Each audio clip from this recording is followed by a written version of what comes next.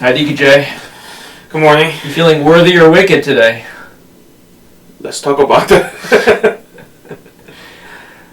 I wanted to tell you about Monsignor Turo. Oh, He's the worst. give me the juice. Yeah, right? Give me the tea. Was it spill the tea? Spill the tea, yes. Spill the tea. The new lingo of the kids nowadays. Yeah. Monsignor Turo. Actually, I there's something he said yesterday that I was like, oh man, that was awesome. When he was talking about Mother Teresa, Right. he was saying that, she just had a love affair with the Lord. I was like, oh, that is just awesome. It's so poetic. And then I heard another podcast this morning. Uh-huh. I was listening, and the guy was giving a talk at a monastery. I think it was a Trappist monastery. And he said, at the end, the monks asked him a question and said, if you could have your prayer answered, and you could pray for something for all of the monks, what would it be? Huh. And he said, I would pray that you all fall madly in love with Jesus. And they all started laughing. And he was like, well, that's kind of a strange reaction. And then the abbot said, oh, we're not laughing at you. It's just funny that Mother Teresa was here last week and she said the same thing. So it's like, just fall in love with the Lord. Something to that. Yeah. Well, today we're talking about Monsignor Turo. Well, you can only say positive things about him. But often I think we have, many of us have the tendency to talk badly about other people when they're not around. And the topic of gossip. On this Worthy and Wicked Wednesday, we wanted to bring up something that whenever you have a group of people, there's a tendency to go to that water cooler. Yeah, there's a famous saying, right? Like, if they're not with you, they're talking about you. Yeah, right. So right. This is why I try to hang out with Monsignor Turo all the time, to keep him from gossiping about me. Yeah. And what do you think about gossip? Any things jump out in your mind? I think it's one of those things that people don't, or most people think is harmless. I think a lot of times we perceive gossip as harmless, and yeah, we're not confronting the guy. We're just, but I think it has, spiritually, especially in the spiritual life, it has an impact on how we relate to each other, how we even relate to God, and so I think it shouldn't be as taken lightly as most people think. Oh, so it's only gossip, right? So we're only just talking about it. We're not actually physically hurting or psychologically hurting. We're just talking about that person, and that person doesn't even know. But in a deeper reality, something is going on there. So I think one of the reasons we need to talk about it is it is dangerous, I would say. And it happens everywhere. Everywhere, no matter what. Yeah. It can be in the hospital. It can be in the monasteries. Yeah. Even the holy school parking lot, the rectory. I mean, in the church, gossip happens everywhere. And I think wherever you have more than two people involved in any situation, there's the tendency towards gossip. Right. And I used to have a priest at college who, once a month, he would preach on gossip because he just realized how terrible and devastating it is. It's funny, Thomas Aquinas talks about gossip. He doesn't use the word gossip. I think he uses the word backbiting. Oh. Kind of interesting term, right? Right. When you bite, you're hurting them when their back is turned, basically. And he said, okay, it's not the worst sin. So it falls under the justice, basically. Right. So injustice. It's a form of injustice. And he said it's not the worst form of injustice because it's not, killing someone, right? It's a terrible form of injustice.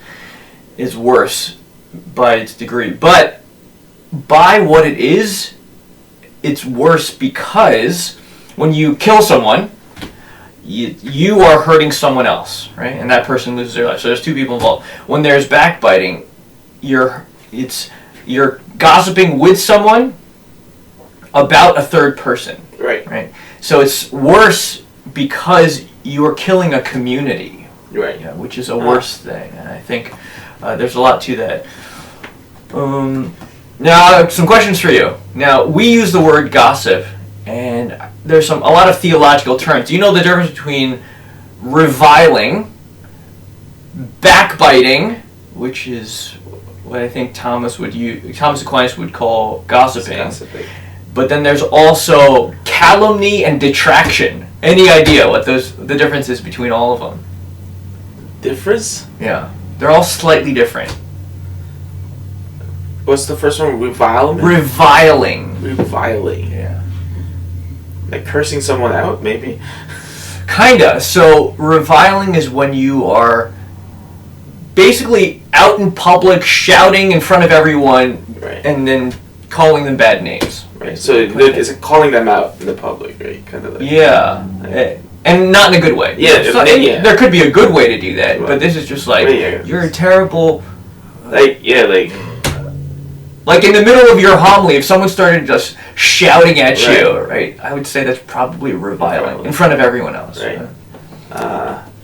And then backbiting is gossiping, so talking about someone with somebody else when they're not there. Yeah, so it's hidden. Hidden. Yeah. Calumny? Calumny? I don't even know what that So is. calumny versus detraction. Calumny is when you are gossiping, but you're saying lies about them. Oh, okay. Yeah. So you're making up stories. You're about making up someone. stories Yeah. about the person. So it's not even factual. It's Right. not based on the person. But detraction is when you're saying something true about them that's negative, and you're spreading that around. Right. And it's like, well, yeah, that's Yeah. true they're a sinner, but do you really need to be telling everyone Yeah. that? You know, and so those are the terms that I've been looking around. So all four of them are, would you call them vices? Sure. Okay. I think people have a tendency to habituate themselves to that. I've talked to a lot of people who are like, oh, I find myself when I'm around my friends, we just start gossiping. Right. They don't even think about it anymore, and it becomes a bad habit. I realize, Vice.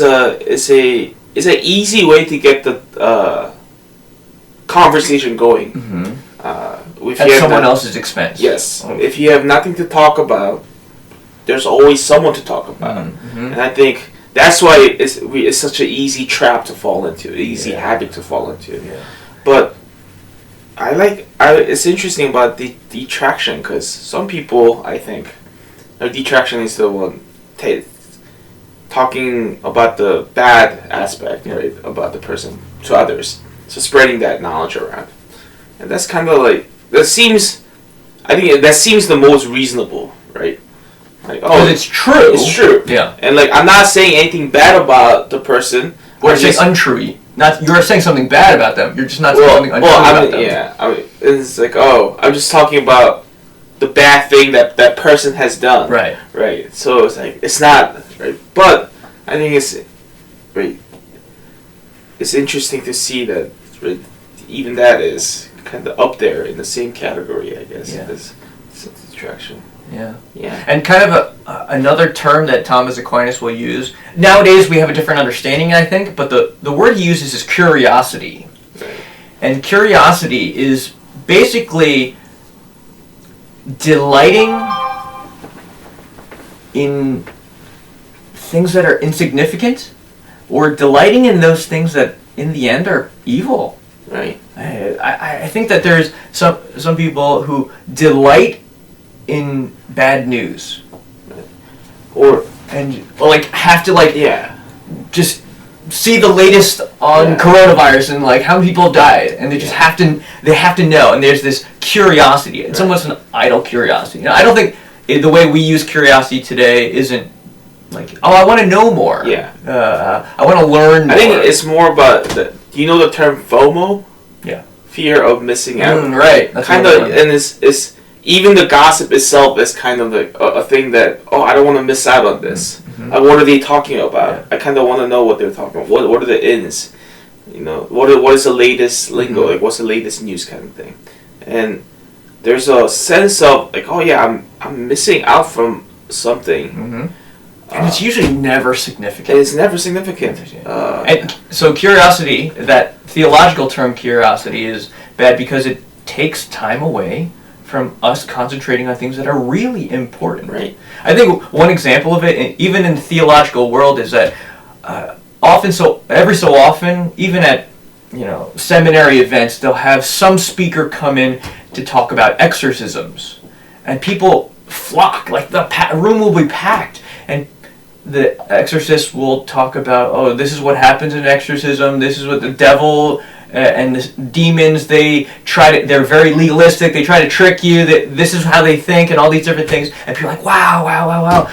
And then often at the end of those talks, the exorcist will say, look, the devil is boring in the end. He's not what we're meant to concentrate our energies on. Don't go research demons and evil things and curses. Go research and delight in Jesus. Jesus is the most beautiful and exciting thing. And I think that's kind of in the same direction of this idle curiosity and those who want to go deeper in the more important things. So that's just I wanted to throw that in there with the ideas of gossip and detraction and whatnot. I think it's bad for people to spend so much time looking into superficial things and things that are just not uplifting to the soul. Right. So going back to gossip and how there are, it hurts a community. I heard this story from the cantor at Temple Emmanuel, and he said, I'm going to botch this story, but I'm going to do it as best I can. There was a guy who had the vice of gossip. He would go around and tell stories about people, and there was one fellow who he told a story about, and those people told other people, those people told other people, to the point where that guy was not able to do business with any of those people because his name was gossiped about. Right? And then the rabbi, this is a Jewish story, the rabbi came and came by and was like, this is no good. And the guy felt bad. He was like, oh my gosh, I had no idea that this guy can't do business anymore because of what I said. What can I do to make up for it? And the rabbi said, go get a pillow. And the guy was like, what? Go get a pillow, and I want you to go to a top of a hill. I want you to go to the top of a hill with a pillow and get a knife and open up the pillow. And then I want you to let the feathers all fly. Right? He said, all right, so he did it. And he went up there, all the feathers were flying everywhere, and he went back to the rabbi and said, all right, now what? He says, now I want you to go and get all those feathers. He says, there's no possible way to do that. He said, that's exactly the point. That's what happens when people gossip.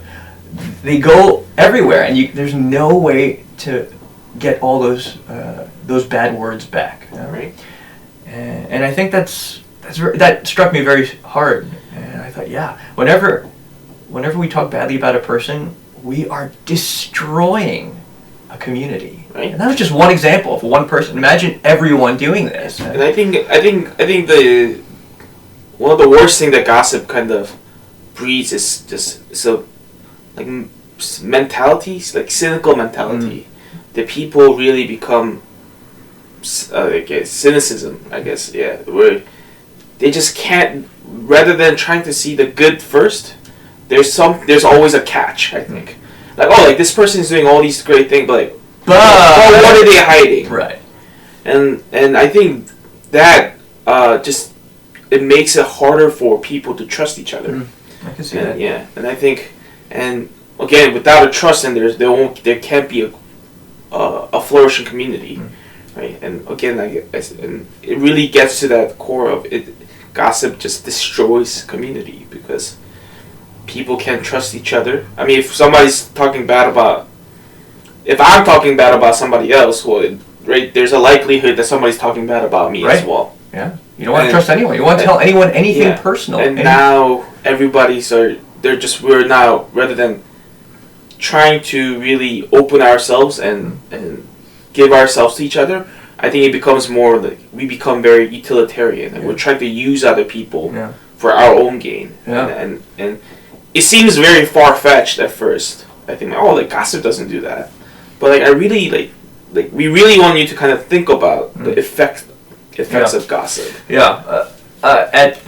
So when I became temporary administrator, I wanted to have one-on-one meetings with all the staff.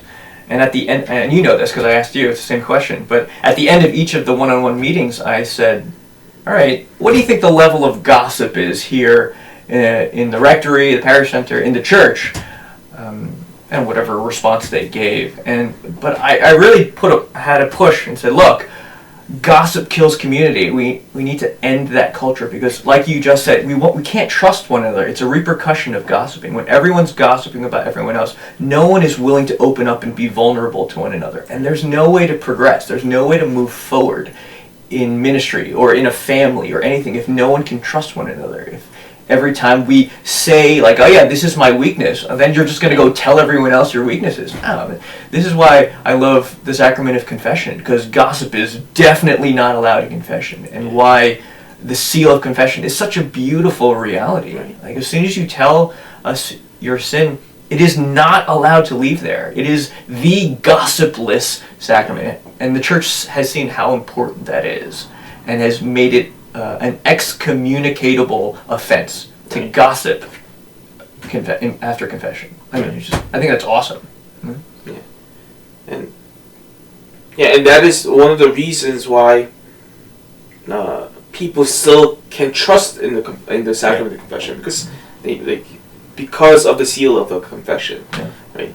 And because of that, they can still be vulnerable, truly vulnerable in the confessional. Yeah, and I think it's so funny. As a priest, I feel like in some ways I know some spouses better than their spouses know them, because some relationships have gotten to the point where they can't be vulnerable with one another without the other person just railing against them for doing something wrong, or then telling the rest of the family about what they've done wrong, and that it kills relationships. It kills communities. And I'm in a privileged position, but and by not telling anyone what anyone else has done, I've had to become well practiced in that, and I think it's a beautiful reality.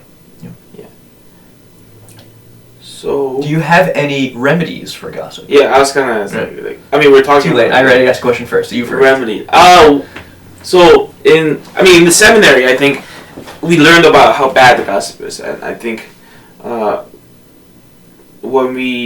when all of us in the seminary kind of thought about how serious or dangerous gossip can be, we really tried.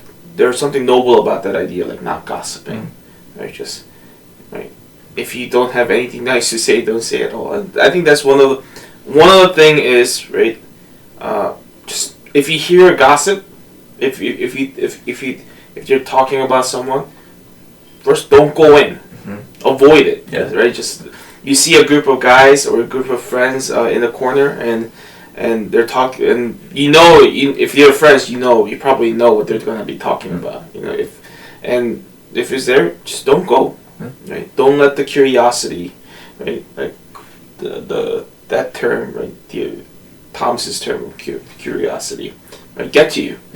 But sometimes you're in a situation where you're already sat down, and this conversation just naturally progresses. And I think one of the professors said there was he wouldn't give us the name, but there's a great priest in the seminary who's so good at not gossiping. And what he does is he just changes the subject blatantly. Yeah, that's a big teaching moment. Yeah. Well, did you not see what we were just talking about? Yeah. Oh, I see why you did it. Yeah. And he reverses it with something, some good characteristic of the person, some actual virtue, some goodness that the person actually has, and kind of tries to steer people away from that conversation itself. So I think that is also a great way. I like that. Yeah, that's great. Yep. Yeah. And I have some ideas what that might be, but right. yeah, we love guys like that. Right, and yeah, just avoid it, and don't be swept by it. I think it's easy to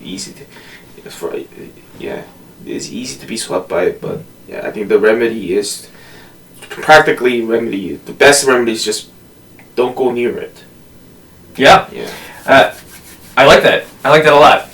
hopefully I can start practicing Right, that in my own right. life, right? All of us. Especially about you. Yeah. You know, right?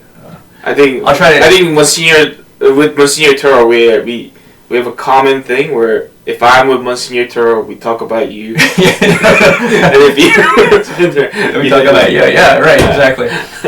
So the way I dissected this in my mind is gossip has the two forms of detraction and calumny, and calumny is when you're making up lies. So just stop lying. Yeah. And that's just simple enough. Lies in and of themselves are just not good. So avoid those things. And don't let lies leave your mouth. The other one is detraction, and it's about something true in the other person. It's when they have done something wrong. And I think I'm going to give you two things. One is from St. Thomas Aquinas, and detraction. Oh yes, so I guess I see it as the opposite, but the opposite of if someone's done something bad, what you want to do is to fraternally correct them. Right. But the term fraternal correction, I think, is a modern term. I think the theological term is fraternal charity. Okay. So, fraternal charity falls under charity. So, if someone is someone you love, and they know that you love them, and maybe you've experienced this in your life, if you know that there's someone who loves you dearly, would die for you, and they tell you, look, what are you doing? You're like, whoa, I should probably stop doing that. Yeah. As opposed to if you have an enemy who's like, oh yeah, you should stop doing that, you're like, I don't care what you just said, even if it's 100% true, I'm not going to listen to you. Right? So charity must come first. Yeah, almost prove your love for that other person. You say, imagine in the seminary, like, oh, that priest, I would listen to anything they say. Monsignor Turo, if he told me something, I would do whatever he said. Yeah. Right? He could fraternally correct me because I know he loves me, even though he makes fun of me all the time, and I trust him. Yeah. And the same way in fraternal correction, I think charity must come first before the correction. If someone thinks that you're always out there nitpicking everything you do, they're not going to listen to you. Prove your love first, and then once you've established that strong bond of love, of that relationship, then fraternally correct all you want in some ways. But yeah, okay. The other thing that I think maybe even stronger is Scripture. I think Jesus gives us the exact formula for fraternal correction. It's in Matthew 18. Where he says, "Oh, if your brother has sinned against you in some way, go to him and tell him that he's done something wrong." Obviously, I'm paraphrasing here. This is not what Jesus actually said. I'll put up the Scripture up there. And he says, all right, if he doesn't listen to you, bring someone with you, and then correct him that way. And if he still doesn't listen to you, then bring him to the church. Bring him to the authorities. I think there's a beautiful flow there. And I think there's a lot of implications behind that. Oh yeah, if someone has sinned against you, approach him and tell him that he's done something wrong, right? But real quick, but this is why I think anonymous claims of like, oh, you've done something wrong, I'm not going to tell you who I am, like stuff we do online, I think is so immoral in many ways. I think if you're going to, a person has the right to face his accuser, I think is very important. So if you're going to fraternally correct someone, man up. Stand right in front of them and say, look, this is something wrong. I love you, and I think this needs to change. Number one. That's basically what, I mean, in modern times, right, that's how interventions work, right? Yeah. Yeah, and those are the powerful moments when the person who's going through whatever things that they're going through, right? That's when they truly that's when they stop and kind of, wow, this is a serious problem. That's not just affecting my life, but it's affecting everybody around, the lives of those around me as well. And I think, yeah, going back to the fraternal correction, because that was a popular word, I would say, in the seminary, like fraternally correcting further. And in the college seminary, definitely, I think there was a natural sense of fraternal correction. Because if somebody messes up, we'll just like, you messed up, you know, like, joking around, like. But in that joking around, there's some seriousness, I would say like fraternal love, that we're we're making fun of you and we're kind of saying like, don't do this next time. Yeah. But from that humorous environment, you can feel the love. It's like, oh yeah, like Yeah. Right. they're not blaming me for anything. They're not saying that I'm the worst. Right? We're gonna laugh it off. But right, they're also at the same time also reminding me like I shouldn't do that again. Oh yeah, brothers that can't make fun of one another aren't real brothers, right? But I think that's like when I felt like true fraternal connection because right, it wasn't like get the pitchfork, you know, like go to the judge like I'm being in front of the trial. No, it was just like a family just saying, hey, like, don't do that. It was brothers first, and look, we're gonna make fun of you when you make a mistake, and you're gonna make fun of me when I make a mistake, and we're gonna be brothers still. Oh, that's our alarm for 25 minutes because we have a tendency to talk too long. So 5 minutes to go. Right. So yeah, definitely charity. I would say it's the it's the remedy right. Because again, if you even have that charity from the first place. Right, why would you talk badly about someone you love to others? Yeah. Right, and if that person whom you love has hurt you, you're not gonna tell the world or tell others about it, but you'll go like, hey, like you hurt me. Yeah. That's the first thing that's I think a natural progression of how it works. Yeah. And if you don't have that charity in you, then it's gonna go outwards to other people. Yeah. In a bad way. Right? In a bad way. I agree. So you're stupid. But I love you. Yeah. Okay. I mean, I should that's incorrect. I should say I love you and you're stupid. I'll try to be more smart. Thank you. Right.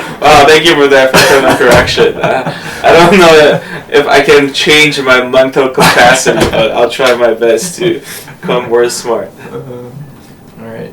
Any other last thoughts, Deacon Jay? I don't think so. Don't gossip. So everybody is, I think, so ingrained in our lives. Yeah. But everybody struggles with it. I struggle with it as well.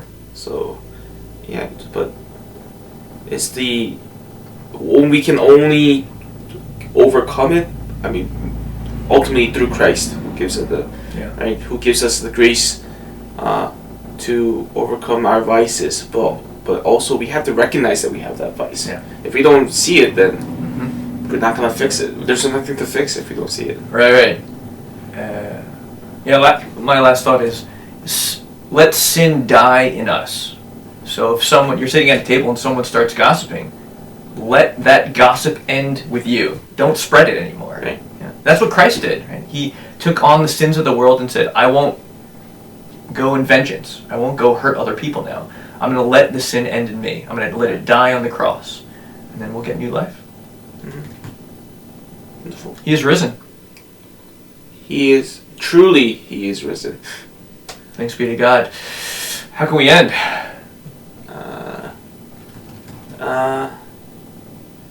Maybe we can end by saying something nice about Monsignor Turo. I mean, the guy's poetic. I mean, he has a very nice purple cane. Yeah, which he doesn't use to beat us. We can't lie, though. All right, we love Monsignor Turo. We love all of you. That sounds so on a video when I can't see you. Doesn't sound really true, but when I see you in your face, I will let you know that I love you. Yes, they'll be more real. I hope you love me. Yeah, that's so vain. May Almighty God bless you, the Father and the Son and the Holy Spirit. Amen. Bye.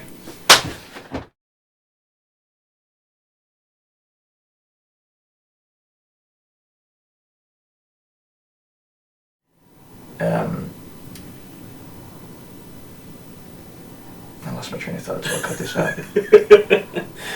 Detraction.